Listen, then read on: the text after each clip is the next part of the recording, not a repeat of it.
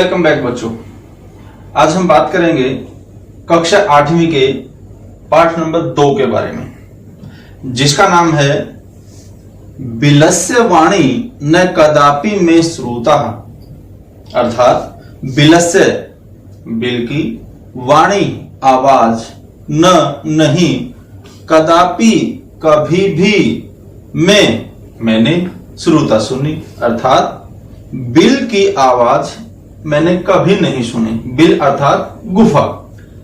इस कहानी के बारे में हम पढ़ते हैं। कहते हैं कस्मिंश्चित् वने खरन खर नाम सिंह प्रतिवस्ति सम। कस्मिंश्चित् वने किसी वन में खरनखर नाम का सिंह शेर प्रतिवस्ति सम रहता था। किसी वन में खरनखर नाम का शेर रहता था। स कदाचित इतस्ततः, वह कदाचित एक बार, इतस्ततः इधर उधर, परिभ्रमण घूमते हुए, क्यों? अक्षुधार्थ भूखा था, भूख में इधर उधर घूमते हुए, न नहीं किंचित अपि आहारम प्राप्तवान, किंचित अपि थोड़ा सा भी, आहारम भोजन, प्राप्तवान मिला, उसे इधर उधर भूखा घूमते हुए कहीं पर भी खाने को आहार यानी कि भोजन नहीं मिला। ततः तब सूर्यास्त समय, शाम के समय, सूर्य अस्त, जिस समय सूर्य अस्त होता है उसे कहते हैं सूर्यास्त समय, शाम के समय, एकाम महती गुहाम दृष्टवा, एक महती बड़ी सी, गुहाम गुफा, दृष्टवा देखकर, स अचिंत्यत उसने सोचा, नूनम एतस्य गुहायाम, नूनम निश्चय ही, एतस्य यह गुहायाम गुफा, रात्रौ रात को अपि कोई भी जीव, आगच्छति जरूर आता होगा। भाई नूनम निश्चय ही, इस गुफा में रात को कोई न कोई जीव अवश्य आता होगा। अतः इसलिए अत्र एव नुगुढो भूत्वा तिष्ठामि इति, अतः इसलिए अत्र एव यहीं पर ही, निगूढ़ो छुपकर, भूत्वा तिष्ठामि इति मैं छुपकर बैठ जाता हूं। क्यों? क्योंकि वो जीव जैसे ही आएगा मैं उसे अपना शिकार बना लूंगा। आगे कहते हैं एतस्मिन अंतरे थोड़े से समय के बाद, गुहायाम स्वामी, गुफा का जो स्वामी था, अर्थात उस गुफा में जो रहने वाला जीव था वो उस गुफा का स्वामी है।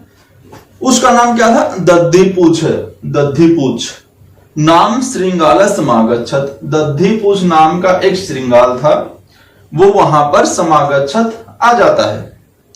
स च यावत पश्यति, जैसे ही वह देखता है, तावत सिंह पद पद्धति गुहायाम प्रतिष्ठिता दृश्यते, तावत तभी सिंह पद पद्धति, शेरों के पैर के निशान, गुहायाम प्रविष्टा दृश्यते, गुफा की ओर जाते हुए दिखाई दिए। अर्थात जैसे ही वो अपनी गुफा के पास आया, उस दधिपुष नाम के श्रृंगाल ने गुफा की ओर जाते हुए पैरों के निशान देखे। अर्थात वहां पर पहले ही शेर गुफा के अंदर गया था तो अपने पैरों के निशान छोड़ गया। वो उन निशानों को देखा। न च बहिरागतः, लेकिन उन पैरों के निशानों को बाहर आते हुए नहीं देखा। जब वो जा रहा था तो उसके पैरों के निशान इस तरह गए, लेकिन वापसी में उसके निशान ऐसे आते, वो नहीं दिखाई दिए। इसलिए उसने क्या कहा? श्रृंगाल अचिंत्यत, श्रृंगाल ने सोचा, अहो विनष्टो अस्मि, अरे मैं तो मारा गया। नूनम अस्मिन बिले सिंह अस्ति इति तर्कयामि, और नूनम निश्चय ही, अस्मिन बिले, इस बिल में, सिंह अस्ति इति शेर बैठा है। ततः किम कर्मणि, तो अब क्या किया जाए? इतना सोचकर, एवं विचिंत्य, ऐसा सोचकर, दूरस्थ, दूर से ही, रवम कर्तुम आरब्ध, रवम आवाज, कर्तुम करनी, आरब्ध शुरू कर दी। भाई इतना सोचकर, इतना विचार करके उस श्रृंगाल ने दूर से ही आवाज करनी शुरू कर दी। और आवाज भी क्या क्या कहा? भोबिल, भोबिल, अरे बिल, अरे गुफा किम न समर्षि, क्या तुम्हें याद नहीं है? यत मया तव्यसः समय कृतो अस्ति यत यदा अहम बाह्यागतः प्रति आगमिष्यामि तदा त्वं माम आकारिष्यसि। क्या कहा उसने?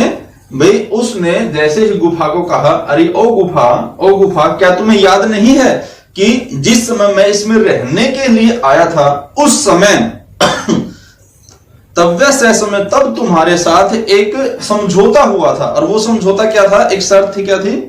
यत यदा अहम बाह्यागतः, जब भी मैं बाहर से आऊंगा, तदा त्वम माम आकरिष्यसि, तुम मेरा स्वागत करोगी।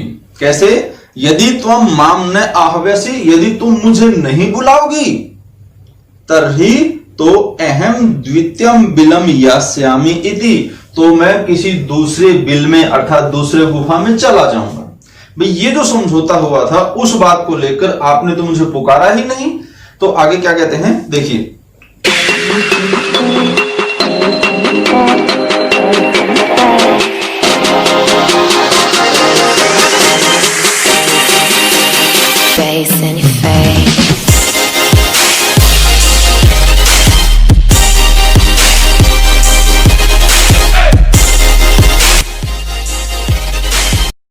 आगे कहते हैं अथ एतत् श्रुत्वा सिंह अचिंत्यत, अब ऐसा सुनकर, एतत् श्रुत्वा ऐसा सुनकर, सिंह अचिंत्यत, शेर ने सोचा, नूनम एसाम गुहा स्वामिनः, नूनम निश्चय ही, एसाम गुहा स्वामिनः, इस गुफा का जो स्वामी है, सदा सम आह्वानम करोति, वे इस गुफा को, नूनम एसाम गुहा स्वामिनः, नूनम निश्चय ही, एसाम गुहा यह जो गुफा है, स्वामिनः स्वामी का, सदा हमेशा ही, समाहनम करोति आह्वान करती है अर्थात उसे बुलाती है, परंतु मद भयात, मेरे भय से, डर से, न किंचित वदति, ये कुछ नहीं बोल रही, अर्थात मेरे डर के कारण यह गुफा भी नहीं बोल रही। अथवा साधुम इदम उच्यते, कहा भी है कि भय संत्रस्त मनसा, कि भय के कारण मन त्रस्त मनसा, जो मन है, हस्तपाद अपि क्रिया, हस्तपाद अपि, और हाथ और पैरों की क्रियाएं, वे क्या कहना चाहते हैं यहाँ पे? कहते हैं कि भय के कारण मन घबरा जाता है और हाथ पैर आदि काम करना बंद कर देते, अर्थात वो भी हिलने लग जाते हैं। परवंतते न वाणी, और आवाज भी नहीं निकलती। वे पश्चु धिको भवेत, ये सब डर के कारण। ऐसा ही यहां पर बताया कि जैसे ही शेर उस गुफा में आवाज अपने शिकार का इंतजार कर रहा होता है, तब कहता है कि वो गुफा भी नहीं बोल रही। क्यों? क्योंकि उसके डर के कारण न तो उसकी आवाज निकल रही है और न ही उसके हाथ पैर काम कर रहे हैं, इसलिए वो गुफा भी डर गई है। तद अहम, तो मैं अस्य आह्वानम करोति, इसको बुलाता हूं, इसका आह्वान करता हूं, बुलाता हूं। एवं स बिले प्रविश्य, और जैसे ही यह बिल में प्रवेश करेगा, मैं भोजन भविष्यति, और मेरा भोजन बन जाएगा। इत्थम विचार्य, ऐसा विचार करके, सिंह सहसा श्रृंगालस्य आह्वानम अकरोत, सिंह शेर ने सहसा अचानक ही श्रृंगालस्य, श्रृंगाल का अर्थात गिद्दड़ का, आह्वानम अकरोत, उसको आवाज दी या बुलाया। सिंह उच्च गर्जना प्रतिध्वनिना सा गुहा उच्चै श्रृंगालम आह्वायात। सिंह से उच्च गर्जना, शेर की ऊंची गर्जन, ऊंची आवाज, और उस आवाज की प्रतिध्वनिना, उसकी प्रतिध्वनि, सा गुहा, उस गुफा में, उच्चै श्रृंगालम आह्वायात, बड़ी जोर से गिद्दड़ का आह्वान करती है। अनेन अन्य अपि पशव, इससे अन्य अपि पशव, जो दूसरे भी पशु पक्षी वहां थे, भयभीता अभवन, घबरा गए, डर गए। श्रृंगालो अपि ततः दूरम पलायनम इमम अपठत, भाई श्रृंगाल अपि गिद्दड़ भी ततः दूरम, वहां से दूरम दूर, पलायनम भाग जाता है।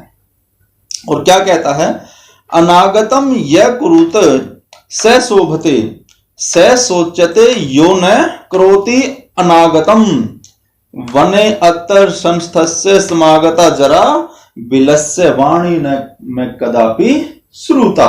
कहता है अनागतम यह कुरुते, अनागत का जो अनागत है अर्थात नहीं आया हुआ, अर्थात जो दुख है, उस दुख या कष्ट का जो सोच समझकर समाधान नहीं करता वह हमेशा पछताता है।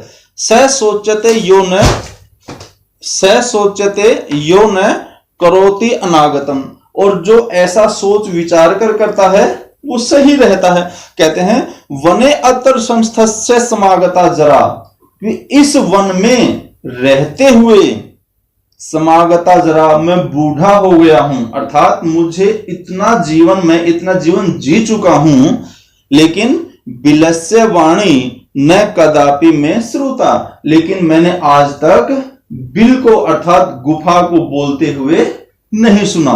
इस प्रकार बच्चों क्या कहना चाहते हैं इसमें कि जो व्यक्ति मूर्ख होते हैं और जो कष्ट में बुद्धि का प्रयोग करते हैं वही बच पाते हैं, अन्यथा वो फंसे रहते हैं। ठीक वैसे ही जैसे शेर ने बिना सोचे विचारे ही गर्जना की, वो भूखा रहा, और गिद्दड़ ने अपनी बुद्धि, अपने चतुराई का प्रयोग करके अपना और अन्य पशु पक्षियों का जीवन बचाया। यही इस पाठ में हमें शिक्षा मिलती है, क्योंकि उस बुजुर्ग गिद्दड़ ने यह बात कही थी कि मैंने इस जंगल में जीते हुए इतने साल हो गए, लेकिन आज तक कभी भी गुफा को बोलते हुए नहीं सुना।